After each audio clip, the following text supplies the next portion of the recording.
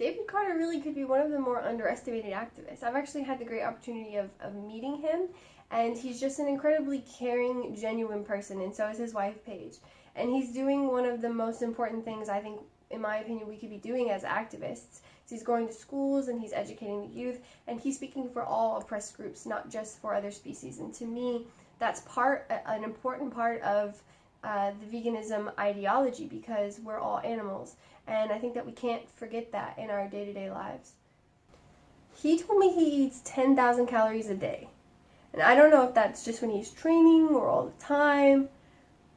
That's a lot of calories. So I got the privilege of actually interviewing David Carter and his lovely wife Paige, who's also a vegan activist. And I'm an amateur, so of course I ended up with like all these conversations in the background. But I got to ask him which one of the two he identified with more, whether it was NFL player or vegan. And I'll never forget what he said. He said that playing football was temporary, but that being vegan was for life. So of course, being vegan. Simone Reyes is so inspirational and motivated and gorgeous, obviously, and I love the energy. And she's done some extremely important work and actually changed and enacted laws with her group social compassion legislation. And they've been able to ban the sale of mill animals in California and ban bobcat trapping in California. And they've gotten humane education in schools, as well as made it illegal to leave animals in hot cars.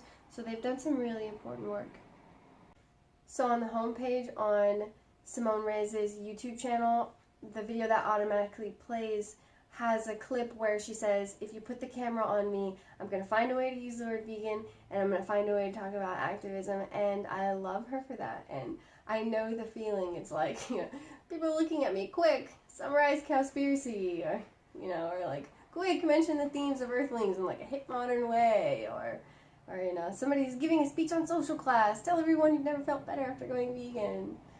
Or like, oh, your teacher's talking about accounting, how it can help you in multiple career fields. Quick, raise your hand and explain how you wish you'd known all along that animal agriculture is the #1 cause of environmental destruction and contributes to starving children in third world countries with corrupt governments that feed their crops to livestock to sell to Western countries instead of feeding the people,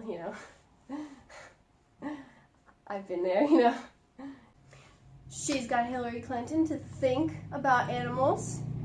She did that.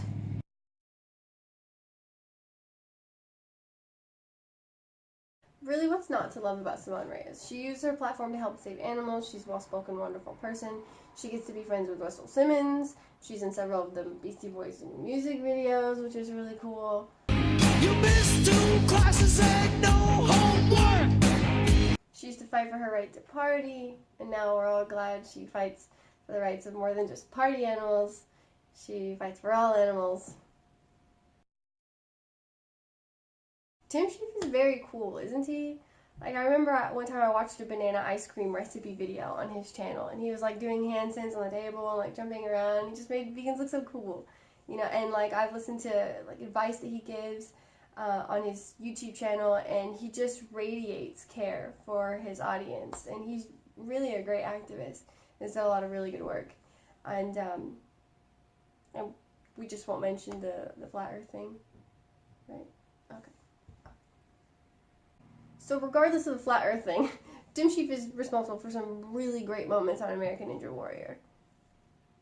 2 years ago, this is a guy who completely changed his lifestyle, became vegan, says he's lost 20 pounds, but more importantly, this guy has matured. He's actually the captain of Team Europe, and I think we're seeing a completely different Tim Sheaf. Tim Sheaf is actually my favorite free-running Ninja Warrior vegan activist, by far. And I know one of them. Actually, I only know one free-running American Ninja Warrior vegan activist. But he takes the cake. And we know he has a sense of humor. Buddy, hang on! I'll say it!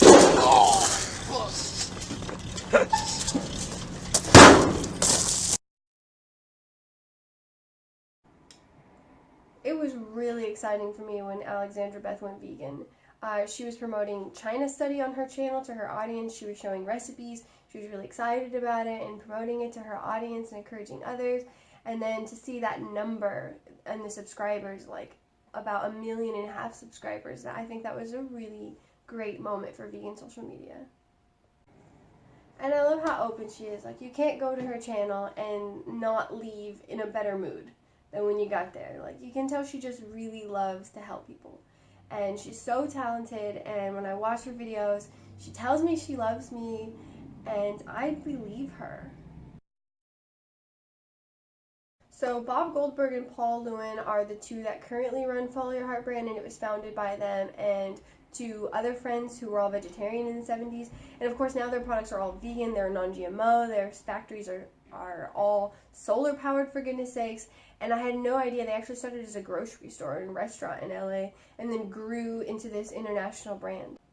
And people will ask me, like, is it good? And I'm like, yeah, you know, every time I want vegan cheese, I follow my heart all the way to the grocery store and eat a whole block of it in a day because it's that good. It's like, what more could you want from a cheese, you know? It's so good. It's like, I have a food addiction.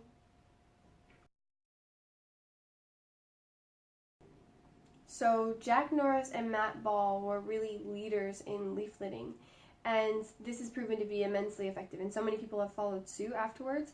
And if you're like myself, these guys were helping you with your veganism and your vegan activism before you even knew it was them, so they're basically like angels. Jack Norris makes a really good point when he says that we want a vegan world, not a vegan club. And it's so important to have patience when you're spreading education and spreading the truth, because it's not an easy job. It's not always easy.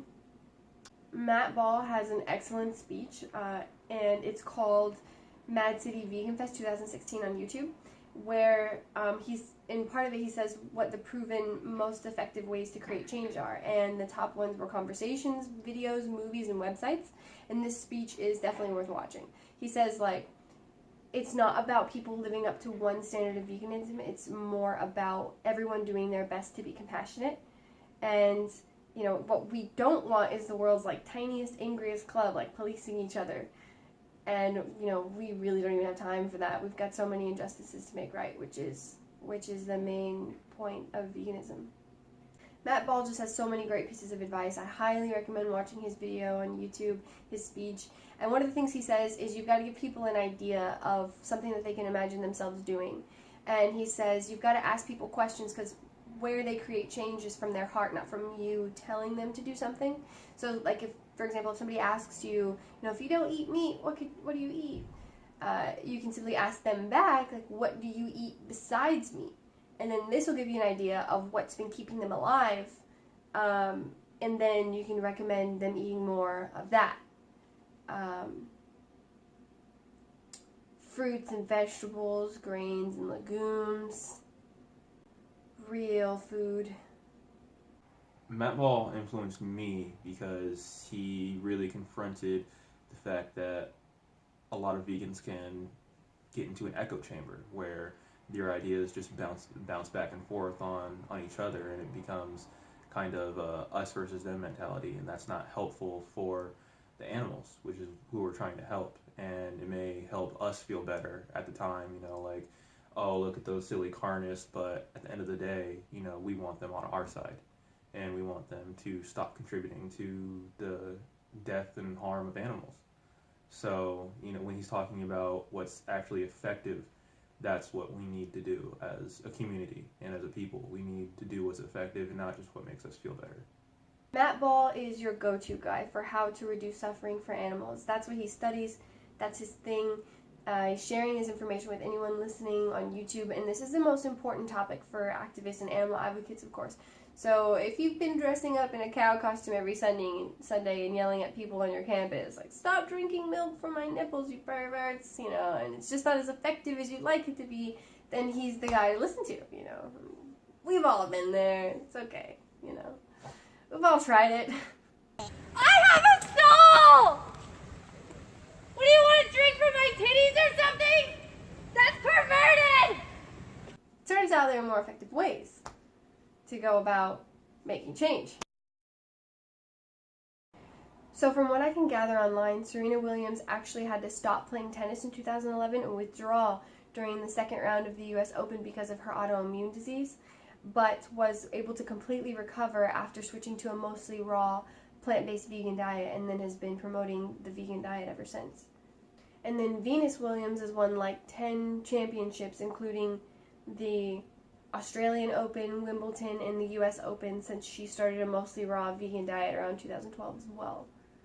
So these ladies have really embraced the vegan diet, and they've thrived on it.